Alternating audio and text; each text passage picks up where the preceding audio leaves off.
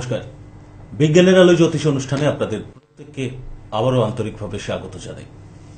বিষয়টা হচ্ছে আমাদের অনেকের অনেক ধারণার অভাব থাকে, আর তার পরবর্তী সব মিলেমিশে আমাদের একটা অজ্ঞানের জায়গা থেকে আমরা গুলিয়ে ফেলি। কেন? বিজ্ঞান এবং জ্যোতিষ পাশাপাশি দুটোকে কিভাবে রাখবো, বিজ্ঞানের সাথে এবং আরো বেশি করে বিজ্ঞানের আলোয় জ্যোতিষকে কিভাবে আমরা দেখব, এই ভাবনাটা যুক্তিবাদী, যুক্তি নির্ভর আমাদের সমস্ত কিছু বিশ্বাসের মধ্যে আসাটা অবশ্যম্ভাবী। সেখানে এই অনুষ্ঠান থেকে একটা দৃঢ়তার সঙ্গে এবং ডেফিনেটলি সমস্ত ডকুমেন্টস সহকারে সেইটার একটা কোথাও বিশ্বাসযোগ্য এবং লজিক্যালি প্রেজেন্টেশনের চেষ্টা হয়। আমরা তো অনেক কিছু জানি না তো, যতটুকু জানি সেটাই কি এনাফ? বোধ হয় না।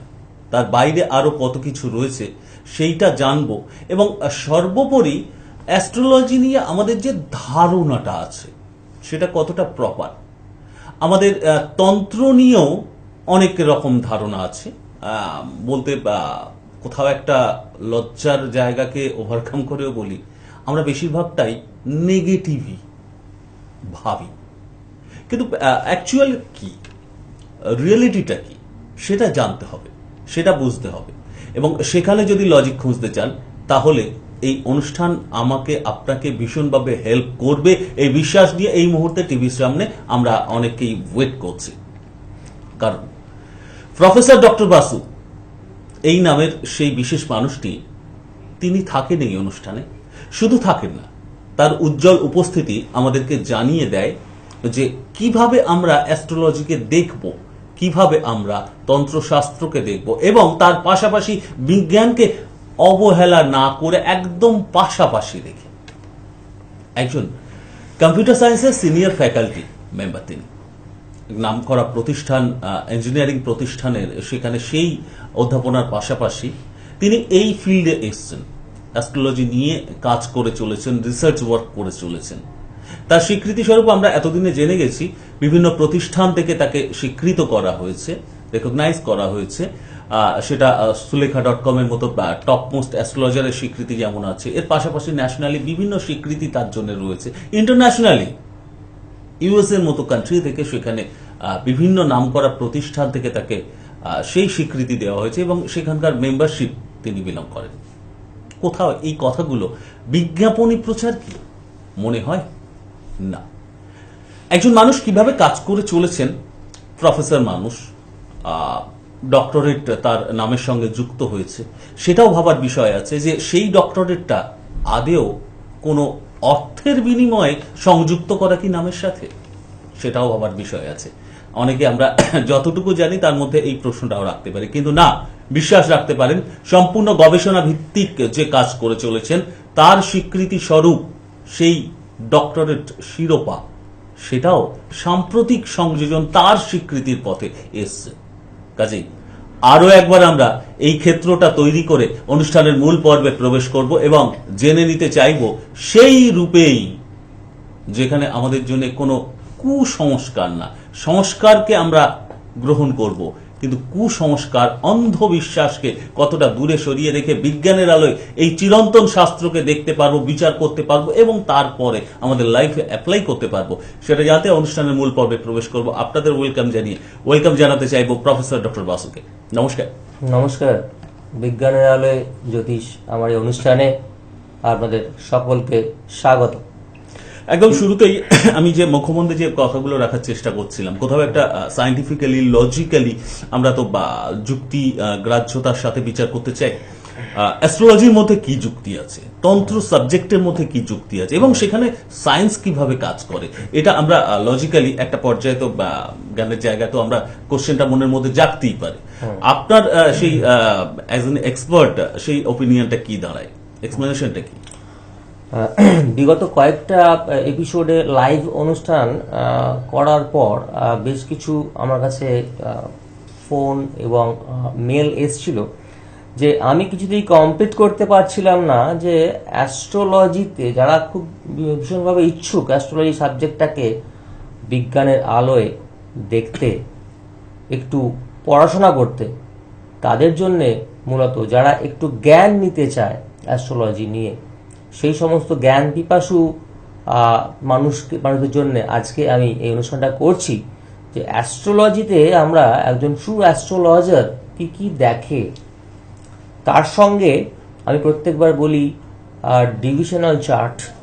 অনেকে আমার কাছে অনেক প্রশ্ন করেছেন যে ডিভিশনাল চার্টের উপরে তো কোনো বই নেই স্যার, মার্কেটে কোনো বই নেই, সেভাবে আমাদের যেখানে তারা শিখছেন সেভাবে শেখানো হয় না। বর্গবিচার আমরা ফিল করি, বর্গবিচার বা ডিভিশনাল চার্ট দেখাটা কতটা জরুরি, কিন্তু আমাদের ওয়ে আউট কি? সেই ক্ষেত্রে আমি বলি যে শুধুমাত্র আমাদের মার্কেটে অ্যাভেলেবেল বুকসের উপরে না গিয়ে কিছু রিসার্চ জার্নাল ফলো করতে। যদি অ্যাস্ট্রোলজিটাকে সিরিয়াসলি নিতে হয় তাহলে এর জন্যে প্রচণ্ড পড়াশোনা দরকার। ইন্টারন্যাশনালি যে সমস্ত জার্নালগুলো বেরোচ্ছে, যে সমস্ত রিসার্চ ওয়ার্ক হচ্ছে, যে সমস্ত পেপার ওয়ার্ক হচ্ছে, সেইগুলোকে ফলো করতে হবে।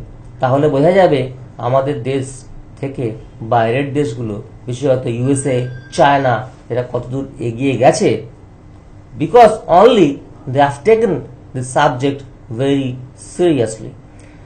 তো যাই হোক, আজকে শুরু করে দিই মেন পর্বেতে। আমি যেটা বলেছিলাম, আমরা অ্যাস্ট্রোলজিতে যা দেখি, একজনের চার্ট, একটা নেটিভের হরোস্কোপ বিচার করতে অনেকগুলো চার্ট, কালেকশন অফ চার্ট, যেটাকে আমি বলি ডিভিশনাল চার্ট, মোটামুটিভাবে 16 থেকে 20টা চার্ট দেখতে হয়। তো মূলত কি কি দেখা উচিত, একদিন বলেছিলাম যা যা দেখতে হয় সেটা পয়েন্ট করে বলতে গেলেই 10 থেকে 15 মিনিট সময় লাগবে। লাইভ অনুষ্ঠানে সেটা সম্ভব হচ্ছিল না। যাই হোক, শুরু করি। ফার্স্ট পয়েন্ট, যারা একটু জানতে বা ইচ্ছে আমাকে ফোন করেছিলেন, তারা একটু খাতা পেন নিয়ে বসুন, একটু নোট করে নিন, যতটা সম্ভব হয় আমি এক্সপ্লেন করছি, ঠিক আছে? প্রথমে দেখে নিই লগ্ন, ক্যালকুলেট করে নিই আমরা চার্ট পাওয়ার, date of birth, time, place পাওয়ার পর যাদের সফটওয়্যার আছে তারা সফটওয়্যার থেকে চার্টগুলো পেয়ে যান। আর এছাড়া একটা বলে নিই, সফটওয়্যার থেকে আমরা চার্ট পেয়ে যাচ্ছি বলে সঙ্গে সঙ্গে চার্টগুলো দেখে নিতে পারছি, কিন্তু যারা সত্যি শিখতে ইচ্ছুক তারা কিন্তু লগ্ন কিভাবে ক্যালকুলেশন করতে হয়, কিভাবে একটা চার্টেতে বিভিন্ন প্ল্যানেটগুলোকে কিভাবে প্লেস করতে হয়, তার ম্যাথামেটিক্সটা কিন্তু আপনারা শিখে নেবেন। যদি সম্ভব হয় কোনোদিনও কোনো অনুষ্ঠানে আমি ম্যাথামেটিক্সের কথাটা বলবো। একটা অ্যাসেন্ডেন্ট ক্যালকুলেট করতে, একটা লগ্ন কষতেই মোটামুটিভাবে 1.5-2 পাতা অঙ্ক করতে হয়। তিন রকমভাবে মোটামুটিভাবে লগ্ন ক্যালকুলেট করার নিয়ম আছে। শর্টকাট মেথডও আছে, আবার ডিটেলড মেথডও আছে। যাই হোক, সেটা আজকে সম্ভব হচ্ছে না, তো আপনারা চেষ্টা করবেন। মার্কেটে এর জন্য অনেক বই আছে, লগ্ন কিভাবে ক্যালকুলেশন করতে হয় একজন জাতক জাতিকের ক্ষেত্রে। যাই হোক, তো সেটা চারটা পাওয়ার পরে আমরা দেখি যেটা ফার্স্ট, লগ্ন সাপেক্ষে কোন গ্রহ সুফল দেবে আর কোন গ্রহ সুফল দেবে না, অর্থাৎ which planets are malefic and which planets are benefic with respect to ascendant of a particular native। আমরা জানি সাধারণত এরা বলে থাকি দুটো গ্রহ শুভ, অর্থাৎ বৃহস্পতি আর শুক্র। এটা হলো জেনারেল কথা। ঠিকঠাকভাবে একজন নেটিভের জন্য কিছু বলতে গেলে এই জেনারিক টার্মের কোনো গুরুত্ব অতটা নেই, স্পেশালি বলতে হবে। লগ্ন সাপেক্ষে সবসময় শুভ এবং অশুভ গ্রহ হয়।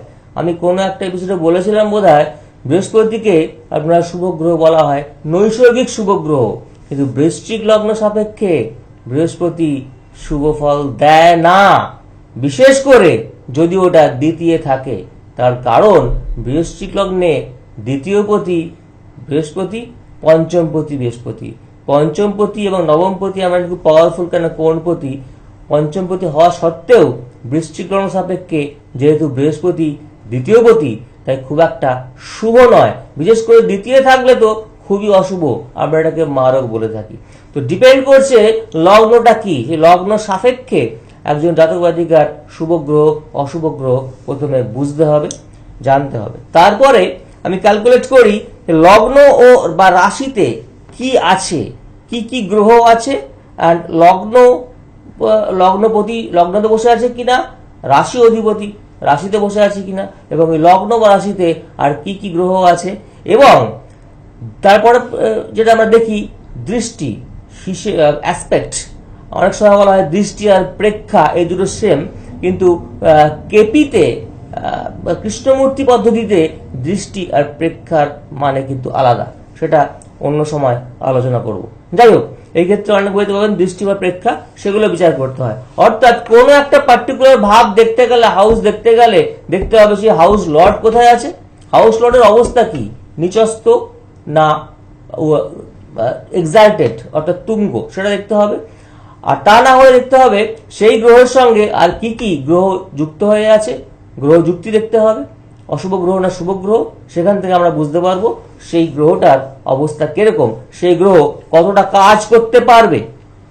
তারপরে দেখা যায় বাকি গ্রহগুলো এইভাবে দেখি বিভিন্ন রাশিতে কিভাবে বিন্যস্ত হয়ে আছে, বিভিন্ন ভাবে কিভাবে বিন্যস্ত হয়ে আছে।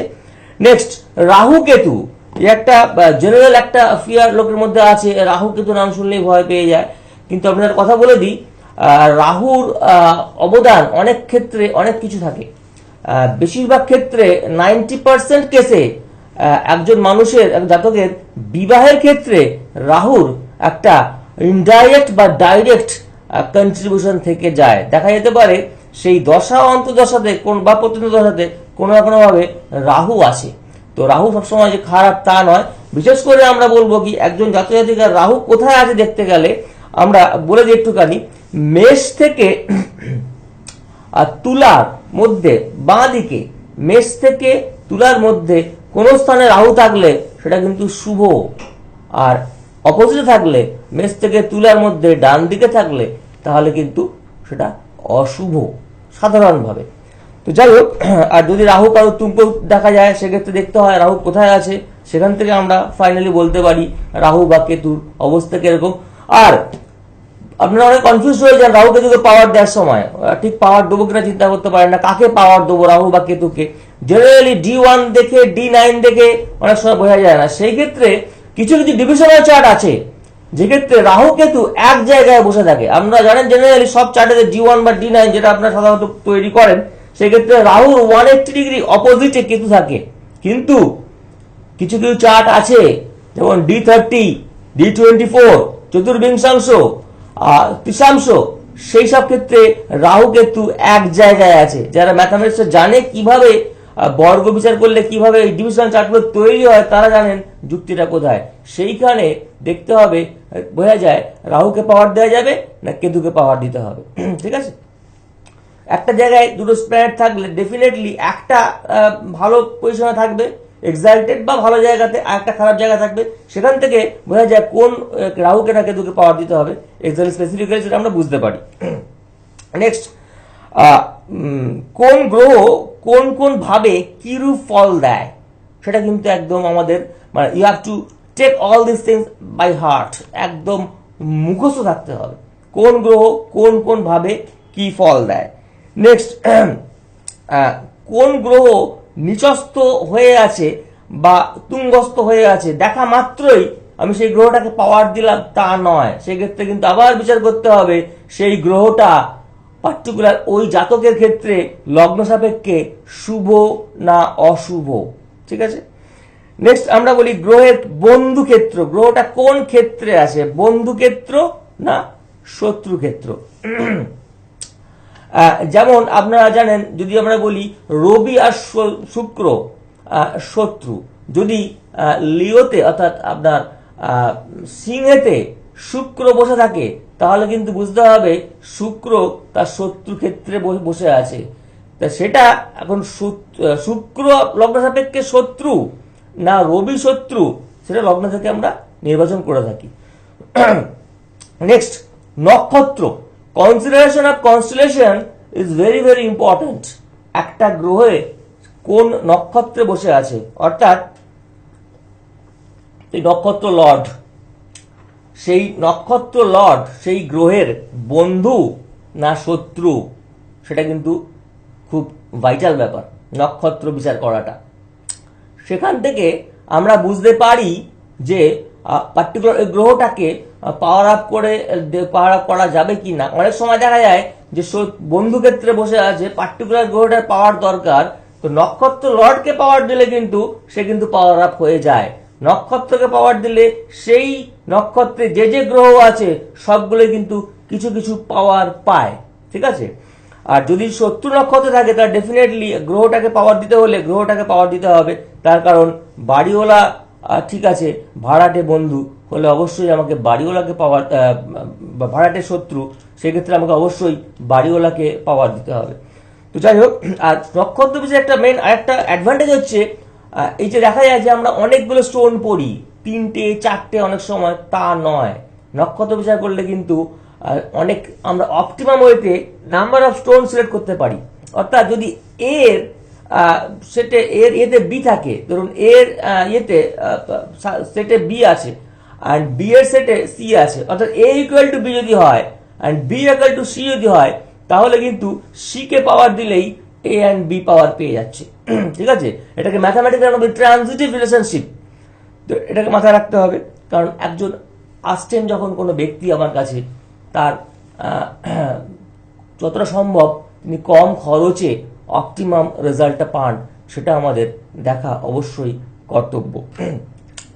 নেক্সট আমরা দেখি যে গ্রহগুলির উপর লগ্ন সাপেক্ষে যে শুভ গ্রহ পাপগ্রহের দৃষ্টিটা দেখি। Are very very important, ফরচুনা part বা ফরচুনা পয়েন্ট, ভাগ্য বিন্দু, এটা আজকাল বোধহয় কেউই দেখে না, কিন্তু এর গুরুত্ব অপরিসীম।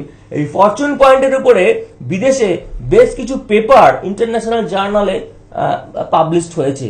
যারা একটু এত ঘাটাঘাটি করেন তারা দেখবেন। ফরচুন পয়েন্টটা হচ্ছে একটা ম্যাথামেটিক্যাল ক্যালকুলেশন। এটা একটা ক্যালকুলেশনটা আমরা করি একটা ascendant of latitude of ascendant, latitude of moon and latitude of sun এর উপরে আমরা ক্যালকুলেট করে থাকি। তখন যে ডিগ্রিতে যে ঘরেতে ফরচুন পয়েন্ট পাওয়া যায় সেটা প্লেস করে দেখি। প্রত্যেকটা ঘরের ফরচুন পয়েন্ট থাকার মানে অর্থাৎ ডিফারেন্ট ব্যাপার সিগনিফাই করে। যেমন ফরচুন পয়েন্ট যদি কারোর দ্বাদশে থাকে, তাহলে সেই ব্যক্তির বিদেশে গিয়ে তার ভাগ্যোন্নতি অনেক সম্ভব, অনেক ভালো। লগ্নে থাকলে কিন্তু সেই ব্যক্তির যেখানে উনি জন্মেছেন সেই দেশে থেকেই তার ভাগ্য উন্নতি হবে। এরকম ডিফারেন্ট ভাবে ডিফারেন্ট ব্যাপার সিগনিফাই করে according to the placement of Fortune point. তো একটা কথা বলি যে আমাদের এই যখন আমরা একটা চার্ট বিচার করি একজনের, সবসময় আলটিমেট কনক্লুশনে আমরা প্রেডিকশন দিতে পারি, তার পাস্ট বলতে পারি, তার ফিউচারে কি হতে পারে বলতে পারি। তবে ডেফিনেটলি এইটা যদি কেউ বলে থাকেন, আমি আজকে বলে দেবো কি হবে আপনার, কাল বলে দেবো কি হতে চলেছে, পরশু বলে দেবো কি হবে, তাহলে তাকে কিন্তু এক্সপ্লেন করতে হবে কিভাবে আমি বলছি, না হলে কিন্তু ব্যাপারটা হাস্যকর হয়ে যাবে। যাই হোক, অ্যাকচুয়াল অ্যাস্ট্রোলজি তা বলে না। তো যেটা আমি বলছিলাম সুব্রত বাবু, অনেক সময় আমাদের এই অ্যাস্ট্রোলজি থেকে আমরা অনেক কিছু রেমেডি, সব রেমেডি করা সম্ভব নয়। সেই ক্ষেত্রে তন্ত্রের ব্যাপারে কি আজকে সময় আছে বলা যাবে কিছুটা? যতটা সময় আছে চেষ্টা তো করতে হবে, কিন্তু তার ফাঁকে আমার একটা ফিলিংস এর কথা কোথাও একটা বন্ধুদের জন্য এই ফাঁকে বন্ধুদের সঙ্গে শেয়ার করে নিই। আমরা বুঝতে চাইছিলাম, একজন মানুষকে আমরা চিনতে চাইছিলাম। বোঝা চেনার এই কাজটা প্রথমত হয়তো একদম সেই চলতি শব্দ প্রয়োগ করেই বলি, ঘেঁটে যাওয়ার মতো। কেন বলুন তো? একজন মানুষ এতটা ব্যাখ্যা দিতে পারছেন, ব্যাখ্যা দিচ্ছেন, কতটা তার জ্ঞানের ডেপথ সেটা আমরা বুঝছি। পাশাপাশি আমাদের প্রচলিত যে ধারণা কোথাও একটা আঘাত প্রাপ্তছে, আবার প্রচলিত যে চোখের সেই অন্তত দৃশ্য সুখ বলতে যেটা বোঝায়, সেটাতেও কোথাও একটা ব্যাঘাত ঘটছে। ওয়েস্টার্ন পোশাকে তিনি বসে আছেন। আমাদের ইন্ডিয়ান সিনারিওতে জ্যোতিষ মানেই সেই একটা ট্র্যাডিশনাল পোশাক পরে কোথাও একটা মাথায় তিলক, কপালে তিলক দিয়ে এইগুলো ব্যাখ্যা করলেই তবে তার পাণ্ডিত্যের প্রতি আমাদের একটা ডেপথ জাগে, ভরসা পাই আমরা। এখানে তো তার সেসব কিছু নেই, কেন আমরা তাহলে ভরসা করব? এটাও যদি বলি, জ্যোতির্ময় institute of pseudoscience and research, এই প্রতিষ্ঠানের ফাউন্ডার প্রেসিডেন্ট তিনি। এখানে ঠিক যেমন ভাবে এক্সপ্লেন করে চলেছেন, সেই ইনস্টিটিউটেও স্টুডেন্টদের ক্ষেত্রে সেইভাবে শিখিয়ে চলেন। বিভিন্ন স্বীকৃতি যে কেন এসছে সেটাও আমরা বুঝতে পারছি, কিন্তু আমরা সহজে কেন বিশ্বাস করব? আমরা যুক্তি কি খুঁজে পাচ্ছি? এটাও তো ঠিক। শুরুতেই আমি বিজ্ঞানের কথা বলতে চাইছিলাম, সেখানে আমি স্যারের কাছে আবারও আসতে চাইব। যে জায়গাটায় আমরা থেমেছিলাম, এই জায়গাটায় বিশেষত তন্ত্রের রেমেডিয়াল প্রসেসে হাঁটার ক্ষেত্রে সেটা তো আরো আমাদের ক্ষেত্রে মেনে নিতে কোথাও একটা সংশয় জাগতে পারে, অ্যাটলিস্ট প্রচলিত ধ্যান ধারণা অনুযায়ী। আমি এই জায়গাটা একটু শেষ প্রান্তে ব্যাখ্যা চাইবো। ধরুন একজন মানুষ প্রবলেম নিয়ে আপনার কাছে এসছেন, সেখানে হয়তো সেই জেমস রেমিডি সেটা সর্বক্ষেত্রে প্রপার ওয়েতে কাজ নাও করতে পারে, সেখানেই কি তন্ত্রের প্রয়োজন, না তন্ত্র ক্রিয়ার আলাদা কিছু গুরুত্ব না, আছে? আমি একটু সংশোধন করে দিই। জেমস্টোন ঠিকঠাক ভাবে নির্বাচন করলে, ঠিকঠাক করলে প্রপার ওয়েতেই কাজ করবে। কাজ কিভাবে করবে। কাজ করে সেটা আমি বলেছিলাম আমাদের অ্যানাটমিটা দিয়ে বুঝিয়ে, কিভাবে একটা জেমস্টোনের তার রে, তার প্রভাব কিভাবে আমাদের এই তিনটে নার্ভ রেডিয়াল, মিডিয়ান, আলনার হয়ে আলটিমেটলি সিএনএস সেন্ট্রাল নার্ভাস সিস্টেমে থ্রু সেরিব্রাল কর্টেক্স পৌঁছায়, সেটা আমি বলেছিলাম।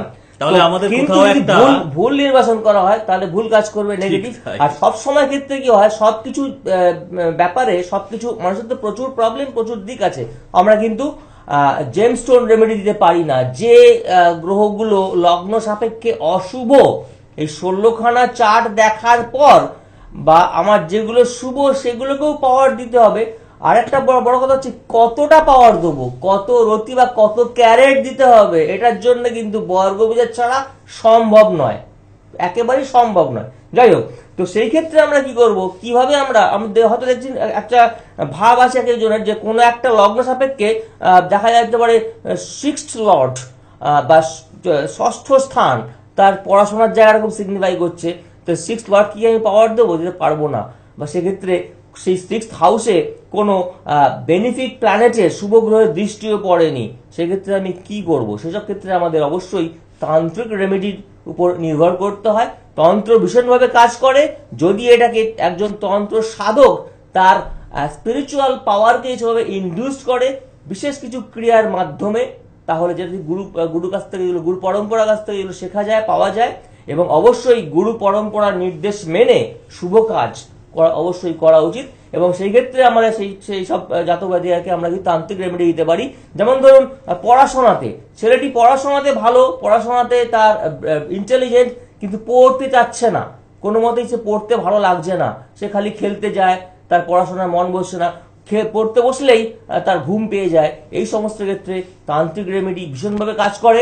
একজন অসুস্থ মানুষ, সে বহুদিন ধরে অসুস্থ আছে, ডাক্তার ট্রিটমেন্ট করছেন, ডেফিনেটলি ডাক্তার তার জায়গায় থাকবেন, ট্রিটমেন্ট করতেই হবে, মেডিসিন নিতেই হবে।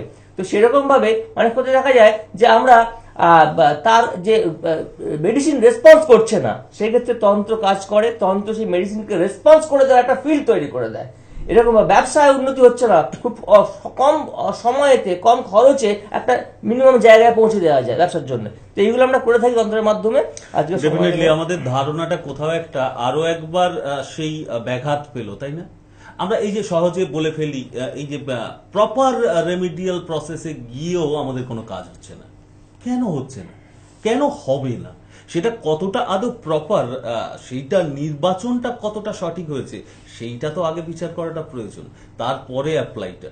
কার জন্য কোন ওষুধ প্রয়োজন এবং কোন পদ্ধতি মেনে প্রয়োজন এবং কোন ধরনের ওষুধ প্রয়োজন, সেটা নির্বাচন যিনি করবেন তার উপরে রোগীকে সুস্থ করাটা বোধহয় নির্ভরশীল, তাই তো? এই লজিকটা তো অন্তত কেউ ফেলতে পারবেন না। যুক্তি দিয়ে আমরা ব্যাখ্যা পাই, এই যুক্তিকে মাথায় রেখে আজকে অনুষ্ঠান থেকে বিদায় নেব, কারণ সময়ের যুক্তিকেও আমরা অগ্রাহ্য করতে পারছি না। শুধু এইটুকু বলে দিই যে কালীঘাট, সাঁতরাগাছি এবং মাসে একবার কাটুয়াতে স্যার পৌঁছে যান, এবং যে কেউ আসতে চান তার জন্য একটু বিফোর টাইমে, অ্যাটলিস্ট 2 days বিফোর একটু নামটা, অ্যাপয়েন্টমেন্টটা বুকিং করতে হবে, নামটা এনরোলমেন্ট করতে হবে। হেল্পলাইন নাম্বারটা যারা ইন্টারেস্টেড নোট করে নিয়েছেন, এই বিশ্বাস রেখে আজকে বিদায় নেব, সময় শেষ। ভালো থাকুন সবাই। নমস্কার, ভালো থাকবেন।